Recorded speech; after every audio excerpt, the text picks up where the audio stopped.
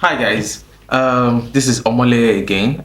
This is episode 7 of Story Story. If you have not been following me or following this series, this is a series about storytelling, and I've gone through history. Gone to as far back as the Epic of Gilgamesh, Mesopotamia, hieroglyphs and all that. Yeah, so today I want to talk about the psychology of storytelling. Dive into that fascinating world. I love because there was a problematic world some time ago this year. So yeah, I want to dive into the fascinating world of the psychology of storytelling. You know, have you ever wondered why there's some stories that stick with you forever and ever? You remember the storyline, the whole plot of it, the whole narrative of it from the beginning to the end. It may not be full, but you still remember, the major parts of it. And there are some that do not even, stay there at all. They just come and they go. Why do you think we feel such emotions when we hear a compelling narrative? Yeah, so that's why I want to explore the psychological mechanisms the behind storytelling, and uncover how these narratives shape our beliefs, our emotions, and our behaviors. Stay with me. At the heart of storytelling lies our brain's ability, to connect with narratives.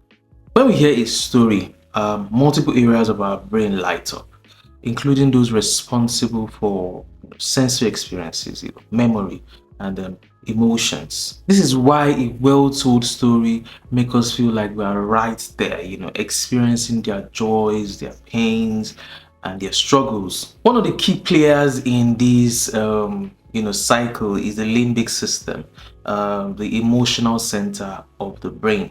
Stories that evoke strong emotions like sadness, happiness, or fear, activates the limbic system, making those narratives more memorable and impactful. This is why we sometimes remember stories that make us cry or laugh, even years after we've heard them.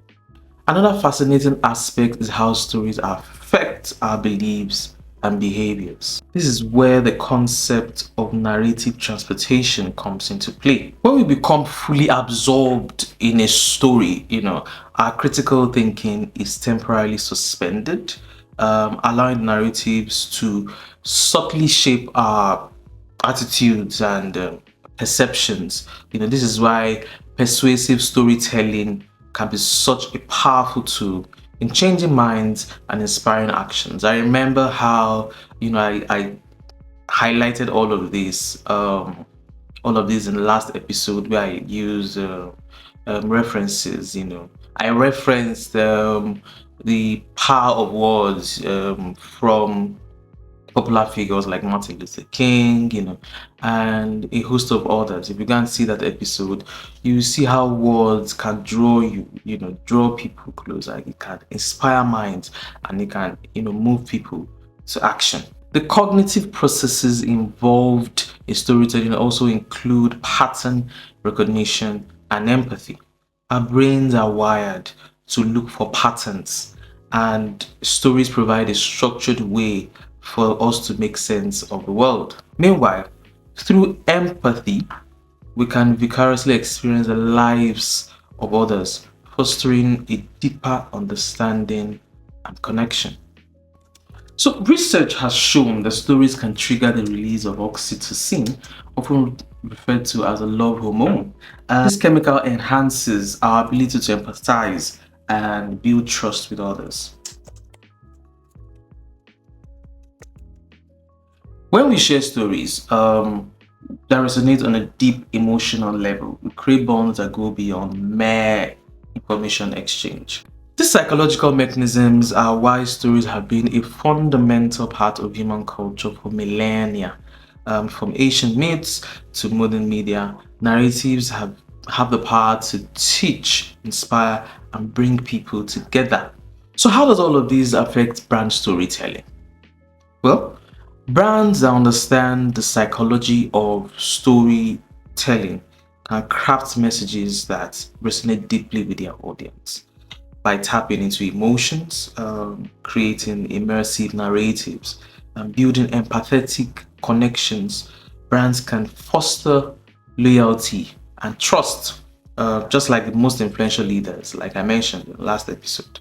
Storytellers through history, brands can use the power of words to inspire, to motivate, persuade, and therefore create a lasting impact in the minds and hearts of consumers.